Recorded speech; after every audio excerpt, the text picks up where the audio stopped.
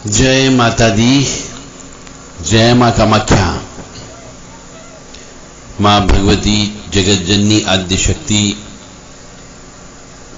के चरणों में साष्टांग दंडवत प्रणाम।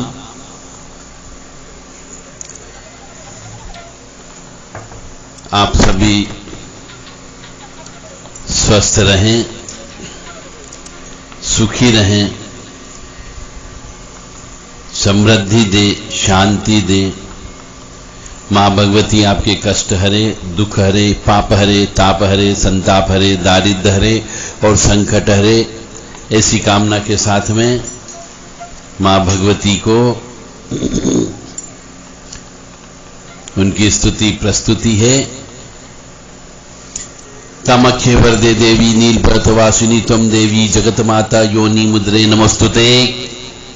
कामाख्ये काम संपन्ने कामेश्वरी हर प्रिये काम नाम देहि में नित्यम कामेश्वरी नमस्तुते। काम दे काम रूपस्ते सुभगे सुर सेविते करोमि दर्शन देव्यम सर कामार्थ सिद्धयेत्। ओम महेशानी महामाये चामुंडे मुंडमालिनी आयु आरोग्य ऐश्वर्य देहि में देवी परमेश्वरी। ओम जयंती मंगला काली भद्रकाली कपालिनी दुर्गा क्षमा शिवा धात्री स्वाहा सदा नमस्तुते। ओम सर्वमंगल मांगल्ये शिवे सर्वासाधिके शरण्ये त्र्यंबके गौरी नारायणी नमस्तुते। दुर्गति नाशिनी दुर्गा जय जय, काल विनाशिनी काली जय जय, उमा रमा ब्रह्माणी जय जय, सीता राधा रुक्मणी जय जय। महालक्ष्मी नमस्तुभ्यं नमस्तुभ्यं, सुरेश्वरी हरि प्रिय नमस्तुभ्यं नमस्तुभ्यं, दयानिधि। काली काली महाकाली काली के पापनाशिनी खड़ग हस्ते मुंड हस्ते काली काली नमस्तुते। काली काली महाकाली काली के परमेश्वरी सर्वानंद करी देवी नारायणी नमस्तुते। नीरहार हार धनुसार सुधाकरम भागल्याणम दागनग जंबकदाम्बुषाम उदंगबिंगजुगंब मनोहरांगी वाणी नमामि मनसा वस विभूते। ओम ऐं सरस्वते नमः। सरस्वती नमो नित्यं भद्रकाली नमो नमः। वेद वेदांत वेदांग विद्या स्थानेभ्य च सरस्वती महाभागे विद्ये कमललोचने विद्यारूपे विशालाक्षी विद्यां देहि नमस्तुते। ओम ह्रीं दुं दुर्गाय नमः। या जल जल प्रज्वल अग्नि रूपाय ओम हौं ह्रीं श्रीं ज्वाला देवी नमः। देवी प्रपन्नताति हरे प्रसीद प्रसीद मातर्ग जोखिलस्य प्रसीद विश्वेश्वरी पाहि विश्वन्तमीश्वरी देवी चराचरस्य। शुभम करोति कल्याणम आरोग्यम धन संपदा शत्रु बुद्धि विनाशाय दीप ज्योति नमस्तुते। योनि मात्र शरीराय कुंजवासिनी कामदा रजस्वला महातेजा कामाक्षी ध्यायतां सदा। या देवी सर्वभूतेषु लक्ष्मी रूपेण संस्थिता नमस्तस्यै नमस्तस्यै नमस्तस्यै नमो नमः। या देवी सर्वभूतेषु दया रूपेण संस्थिता नमस्तस्यै नमस्तस्यै नमस्तस्यै नमो नमः। या देवी सर्वभूतेषु शक्ति रूपेण संस्थिता नमस्तस्यै नमस्तस्यै नमस्तस्यै नमो नमः। या देवी सर्वभूतेषु शांति रूपेण संस्थिता नमस्तस्यै नमस्तस्यै नमस्तस्यै नमो नमः। या देवी सर्वभूतेषु मातृ रूपेण संस्थिता नमस्तस्यै नमस्तस्यै नमस्तस्यै नमो नमः। या देवी सर्वभूतेषु दया रूपेण संस्थिता नमस्तस्यै नमस्तस्यै नमस्तस्यै नमो नमः। देव राधा ट्रस्ट की तरफ से सत्यवाणी की प्रस्तुति। श्री कृष्ण जी कहते हैं या परम पिता परमात्मा कहते हैं कि तू करता वह है जो तू चाहता है, पर होता वह है जो मैं चाहता हूं। तू वह कर जो मैं चाहता हूं, फिर देखना वही होगा जो तू चाहता है।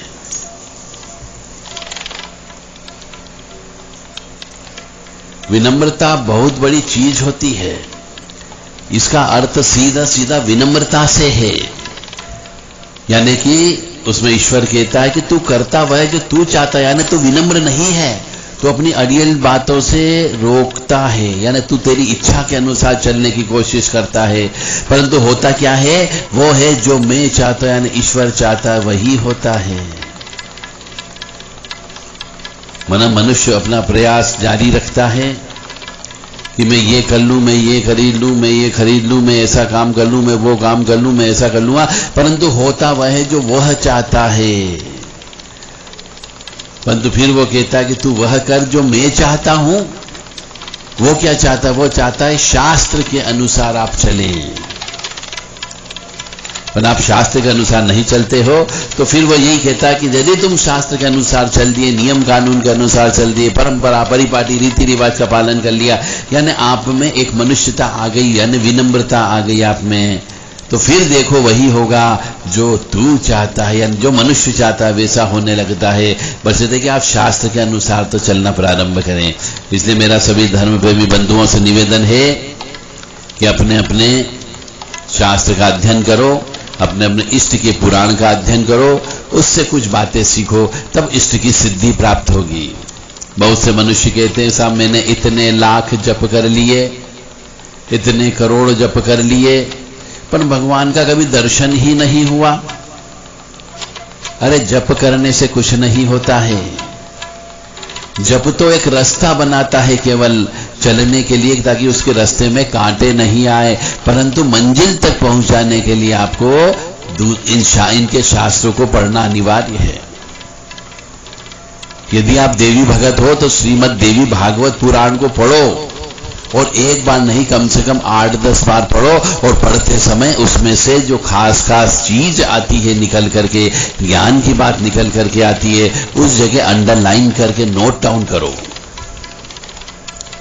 यदि कोई शिव जी का भगत है तो उसे शिव पुराण पढ़ना चाहिए, और शिव पुराण में दी गई बातों का अपने जीवन में उतारना चाहिए, तो शिव जी की कृपा प्राप्त होगी। और यदि देवी जी की कृपा प्राप्त करना चाहते हो तो श्रीमद् देवी भागवत पुराण, इसका बार बार पाठ करो आप, और उसकी बातों को अपने मन मस्तिष्क में उतार लो, तब जाके देवी जी की कृपा प्राप्त होगी। अन्यथा देवी जी के आप कर लो, चाहे जितने जप कर लो, कुछ भी नहीं होने वाला, वो आपको दर्शन भी नहीं देने वाली है। इसी प्रकार से कोई मनुष्य गणेश जी का अपने इष्ट बनाया हुआ है, कोई हनुमान जी को इष्ट बनाया हुआ है, तो कम से कम उनने क्या क्या किया, कैसे किया, और उनसे संबंधित जो उनके गुण हैं, उन गुणों को अपनाने का प्रयास करोगे तो उनकी कृपा प्राप्त होगी, तो उनकी सिद्धि प्राप्त होगी। अन्यथा सिद्धि प्राप्त नहीं होगी। आप भटकते रहोगे, कभी इस गुरु के पास जाओगे, कभी उस गुरु के पास जाओगे, कभी चौथे गुरु के पास जाओगे। इस तरीके से आपकी जिंदगी गुरु बदलते बदलते निकल जाएगी। अरे एक नाव में पैर रखो केवल, और गुरु बार बार बदला नहीं जाता। विशेष तौर से आध्यात्मिक गुरु तो नहीं बदला जाता है। जैसे आप डॉक्टर नहीं बदलते हो, एक बेसिक डॉक्टर आपका जो होता है, जिसको हम घरेलू डॉक्टर भी कह सकते हैं, कि ये तो हमारे घर के पूरे परिवार का ये देख रेख करते, क्योंकि उस डॉक्टर को मालूम होता है कि इस परिवार में पुरानी वंशानुगत कौन सी बीमारी है और मुझे कौन सी दवाई देना है, और किस बच्चे को कौन सी बीमारी होती है, स्त्री को कौन सी बीमारी होती है, पुरुष को कौन सी बीमारी होती है। वो चूंकि घरेलू आपका पर्सनल डॉक्टर होता है, उसे मालूम होता है कि हाँ इस घर में ये बीमारी होती है, तो वो गोली दवाई देते से ही आप ठीक हो जाते हो। इसी प्रकार से जब आप अपने इष्ट को याद करते हो तो इष्ट से संबंधित आपको पूरी जानकारी आपको होना चाहिए, और उस जानकारी के साथ साथ अपने जीवन में उसको उतारो, तब तो आपको इष्ट की कृपा प्राप्त होगी। अन्यथा आप भटकते रहोगे, भटकते रहोगे, भटकते रहोगे। मेरा उद्देश्य केवल एक ही है कि आप कोई भी चीज करें तो पूर्ण रूप से करें, परफेक्शन के साथ में करें। जिस प्रकार के से हम इंजीनियर बनते हैं तो पूरी पढ़ाई करते हैं, बेसिक डिग्री भी लेते हैं, पोस्ट ग्रेजुएट की डिग्री भी लेते हैं उसके बाद में हम इंजीनियरिंग के लिए सर्विस के लिए अप्लाई करते हैं, तभी तो काम कर पाते हैं या करवा पाते हैं, क्योंकि परफेक्ट ज्ञान होता है। उसी प्रकार आपको भी जब तक कि अपने इष्ट देवता का परफेक्ट ज्ञान नहीं होगा, पूर्णतः ज्ञान नहीं होगा, ग्रेजुएट और पोस्ट ग्रेजुएट से संबंधित चीजें आपने जब तक याद नहीं की होगी, पढ़ाई नहीं की होगी, आत्मसात नहीं किया होगा, तब तक आपको वो इष्ट की कृपा प्राप्त नहीं होगी। एक ये रहस्यमय ज्ञान हमने आपको दिया है कि साधना करने का मतलब है उस देवता से संबंधित आपको पूर्ण ज्ञान होना, और यदि आप पूर्ण ज्ञान नहीं रखते हो तो उसकी कृपा प्राप्त नहीं होगी आपको।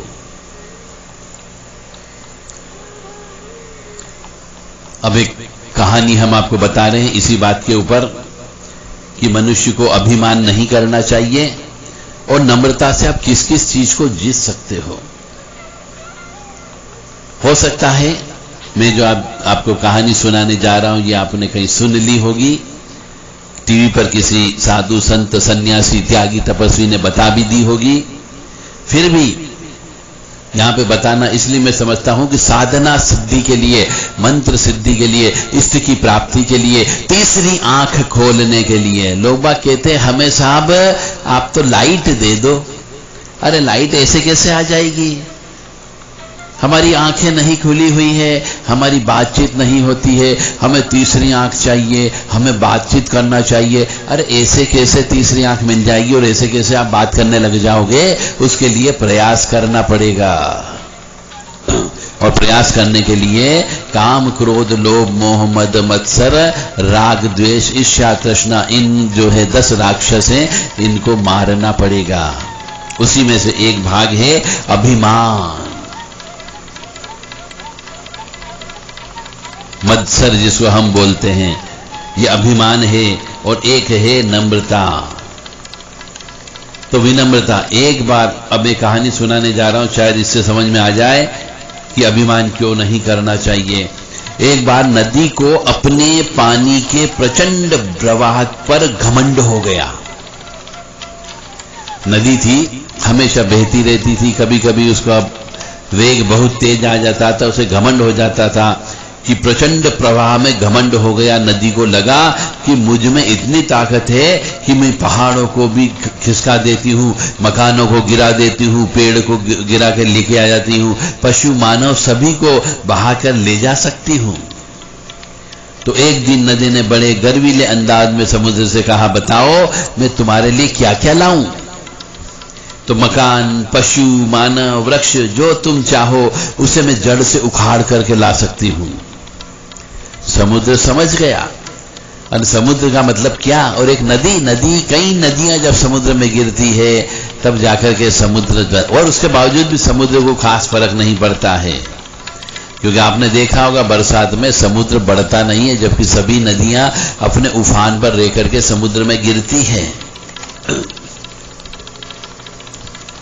तो समुद्र समझ गया कि नदी को अहंकार हो गया है। उसने नदी से कहा, यदि तुम मेरे लिए कुछ लाना ही चाहती हो तो थोड़ी सी घास उखाड़ करके ले आओ।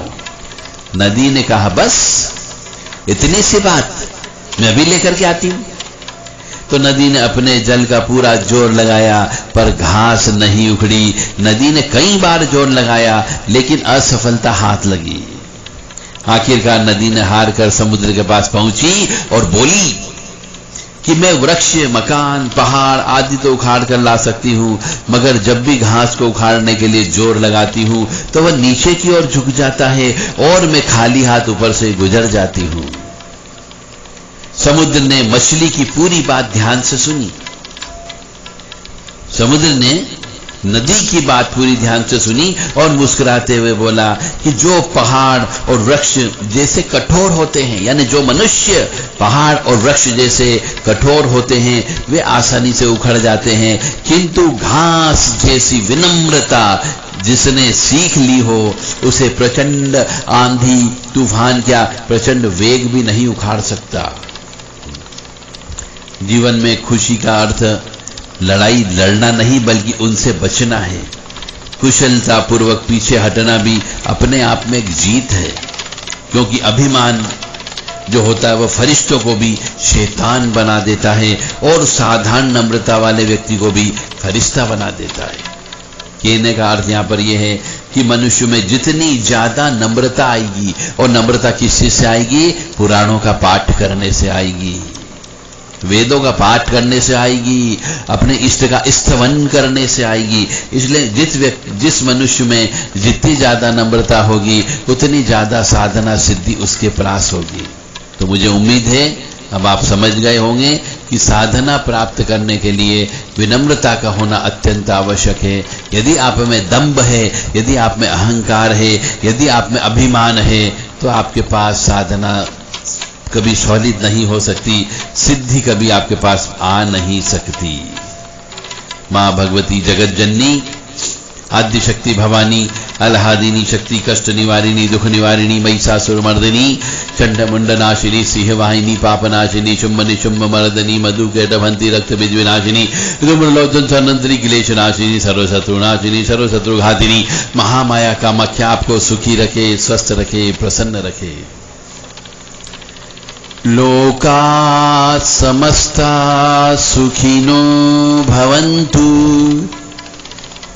लोका समस्ता सुखिनो भवन्तु, लोका समस्ता सुखिनो भवन्तु। ओम शांति शांति शांति।